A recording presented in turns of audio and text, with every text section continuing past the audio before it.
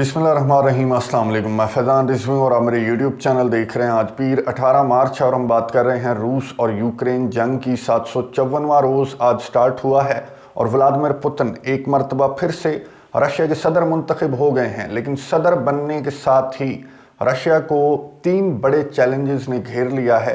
ये चैलेंजेस इतने बड़े हैं कि अब एक बड़ी जंग इनएविटेबल है। एक बड़ी जंग को अवॉइड करना रूस के सदर व्लादिमीर पुतिन के लिए बहुत ज़्यादा मुश्किल हो चुका है। इन चैलेंजेस पर बात करने से कबल मैं आपको बता दूं, और गुज़िश्ता 2 रोज़ से जब से ये 8वें सदारती इंतखाबात रशिया के स्टार्ट हुए तब से हमारी बात हो रही है कि किस तरह की मुश्किलात, किस तरह के चैलेंजेस, किस तरह के मुजाहिरों का सामना किया रशिया ने 8वें सदारती इंतखाबात के दौरान।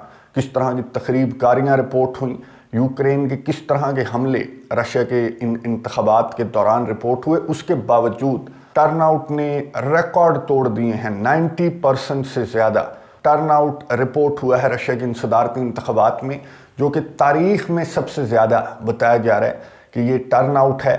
और ये एक ज़ोरदार तमाचा भी है नेटो ममालिक के उस प्रोपेगेंडे पर कि डॉनबास रीजन के जो लोग हैं वो रशिया के साथ शामिल नहीं होना चाहते थे।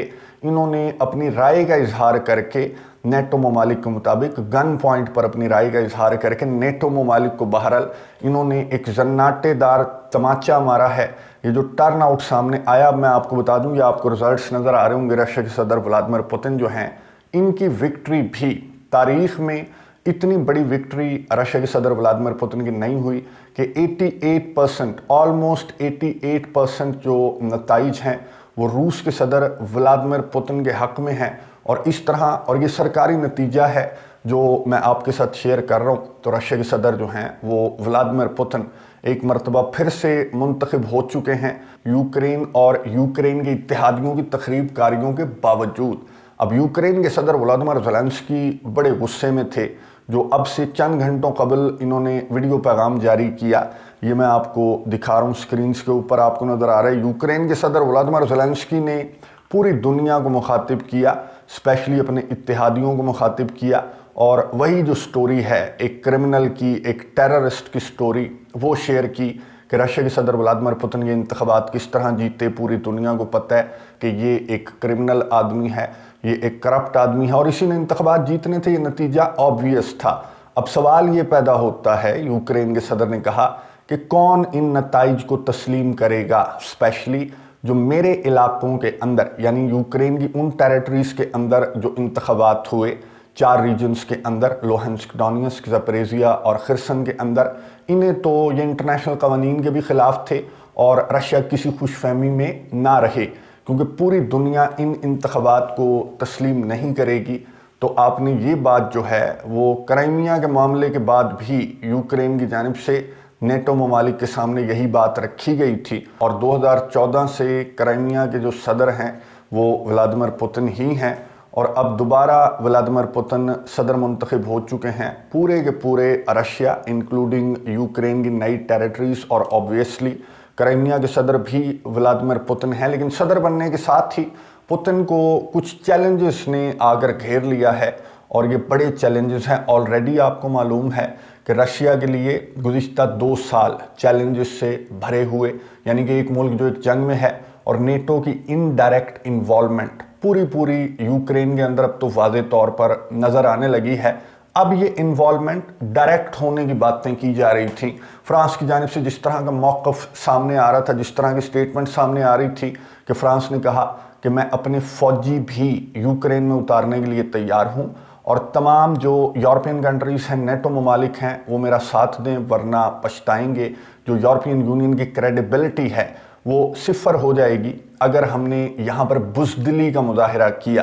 तो फ्रांस को सेकंड करने के लिए, वाज़े तौर पर सेकंड करने के लिए जो मुल्क सामने आया है वो फ़िनलैंड है। फ़िनलैंड की फ़ॉरेन मिनिस्टर ने मीडिया से गुफ्तगू करते हुए कहा कि फ़्रांस के सदर इमानुएल मैक्रोन बिल्कुल दुरुस्त बात कर रहे हैं और फ़िनलैंड फ़्रांस के मौक़िफ़ की तायद करता है।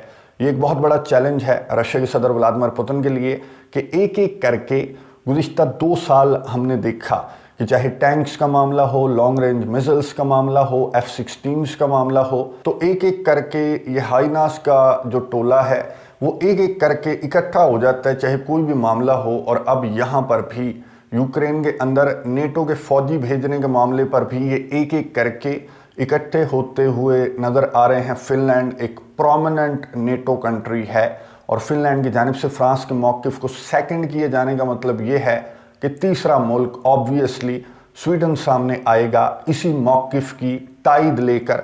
स्वीडन की जानिब से आने वाले चंद घंटों में, आने वाले चंद दिनों में कोई इसी तरह की स्टेटमेंट एक्सपेक्ट की जा सकती है कि स्वीडन भी फिनलैंड और फ्रांस की तरह यूक्रेन में अपने फौजी भेजने के लिए तैयार हो जाएगा। लेकिन कब, ये बताया था फ्रांस के सदर इमैनुअल मैक्रोन ने, जब उनसे एंकर्स ने पूछा था कि कब भेजेंगे आप यूक्रेन के अंदर अपने फौजी, अगर आप तैयार हैं तो फिर स्टार्ट करें, आपकी देखा देखी जिसने भी भेजने होंगे आ जाएंगे, तो आप अगर बुज़दिल नहीं हैं तो फिर स्टार्ट करें। तो फ्रांस के सदर इमैनुअल मैक्रोन ने जवाब दिया था कि जब रशिया की फ़ौजें कीव, यूक्रेन के दारुल हुकूमत या फिर ओडेसा तक पहुंचेंगी तो फ्रांस अपनी फ़ौजें यूक्रेन के अंदर उतार देगा।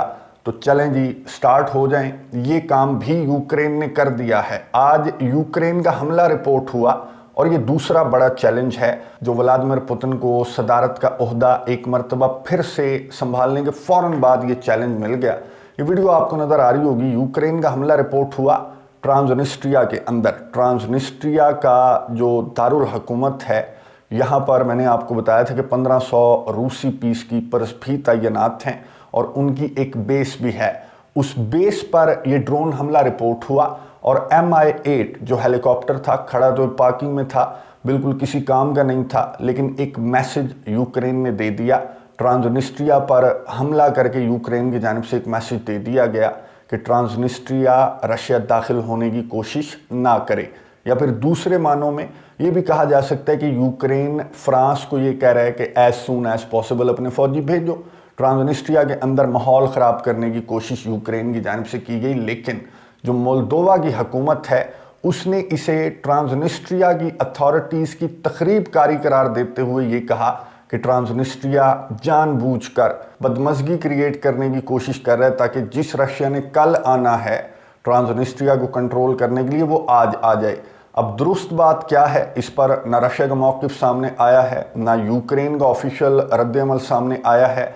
आने वाले चंद घंटों में ये रद्द-ए-अमल, ये रिएक्शंस भी सामने आ जाएंगे। फिर ये स्टोरी जो है कि ट्रांसनिस्ट्रिया की इस बेस पर किसने हमला किया, क्या इसके पीछे यूक्रेन था या ट्रांसनिस्ट्रिया की अपनी तखरीबकारी थी, बहरहाल रीज़न जो भी थी, एक बड़ी जंग इनएविटेबल हो चुकी है। यूक्रेन में नेटो अपने फौजी भेजने के लिए एक एक करके प्रोमिनेंट नेटो कंट्रीज सामने आते जा रहे हैं और जो माहौल यूक्रेन ने बनाया है ट्रांसनिस्ट्रिया के अंदर, तो इसके बाद रशिया के लिए इनएविटेबल हो गया है। एक बड़ी जंग बिल्कुल अवॉइड करना अब बहुत ज़्यादा मुश्किल नज़र आ रहा है। और इन दो चैलेंजेस के साथ एक तीसरा चैलेंज भी है जो सदारत की कुर्सी एक मरतबा फिर से संभालने के बाद रूस के सदर व्लादिमीर पुतिन के सामने एक पहाड़ जितना चैलेंज आकर खड़ा हो गया है। उस पर नेक्स्ट वीडियो के अंदर बात करेंगे। वो मैंने आपको बताया कि बहुत बड़ा चैलेंज है और उस चैलेंज में हमें दीगर तनाज़ात पर भी बात करना पड़ेगी, इसलिए वो वीडियो अभी रिकॉर्ड कर लूँगा मैं, लेकिन मैं उसे सेपरेट इसलिए रखना चाहता हूँ ताकि तसल्ली से और डिटेल के साथ उस तीसरे चैलेंज पर बात हो सके। कमेंट्स बॉक्स में अपनी राय का इजहार ज़रूर कीजिएगा। आपके जो भी कमेंट्स होते हैं, अगर मैं रिप्लाई ना कर सकूं वो और बात है, लेकिन मैं पढ़ता ज़रूर हूं क्योंकि आपके कमेंट्स भी बहुत रिच होते हैं, बहुत कुछ सीखने को मिलता है। और फॉरेन अफेयर्स में इंटरेस्ट लेने वाले आप जैसे जो व्यूअर्स हैं वो बहुत कम हैं, वरना पाकिस्तानी सियासत में जितनी हलचल रहती है तो आपको मालूम है कि फॉरेन अफेयर्स में बहुत कम लोग इंटरेस्ट लेते हैं। इवन के मेरे जो आधे से ज़्यादा सब्सक्राइबर्स हैं वो भारत से उनका ताल्लुक़ है और ये फॉरेन अफेयर्स में जो इंटरेस्ट लेने वाले व्यूअर्स हैं वो बहुत कम होते हैं, लेकिन इंटेलेक्चुअल होते हैं। आप लोगों को मालूम है कि जो कुछ आपके मुल्की सियासत के अंदर हो रहा है वो मुल्की सियासत के अंदर हो तो रहा है, लेकिन उसकी डोरियाँ भी कहीं और से हिलती हैं, आपको बहुत अच्छी तरह से मालूम है। और इंटरनेशनल एरिना के अंदर ये जो भी तब्दीलियां रोनमा होती हैं कि ओवल ऑफिस के अंदर नेक्स्ट अमरीकी प्रेसिडेंट कौन होगा, नेटो के ब्लॉक में ये तब्दीलियां मैटर करती हैं। पूरी दुनिया के अंदर जो भी तनाज़ात हैं उन पर भी असरअंदाज होती हैं और ना सिर्फ पूरी दुनिया के अंदर तनाज़ात पर, बल्कि आपकी जो इंटरनल पॉलिटिक्स है اس کو بھی انٹرنیشنل ارینا کے اندر ہونے والی یہ تبدیلیاں شیپ کرتی ہیں؟ کامنٹس باکس میں اپنی رائے کا اظہار ضرور کیجیے گا۔ تھرڈ چیلنج پر نیکسٹ ویڈیو کے اندر بات کریں گے، ابھی ریکارڈ کر لوں گا میں، لیکن کچھ گیپ کے بعد وہ ویڈیو اپلوڈ کروں گا۔ اگلی ویڈیو تک کے لیے اجازت دیجیے، اللہ حافظ۔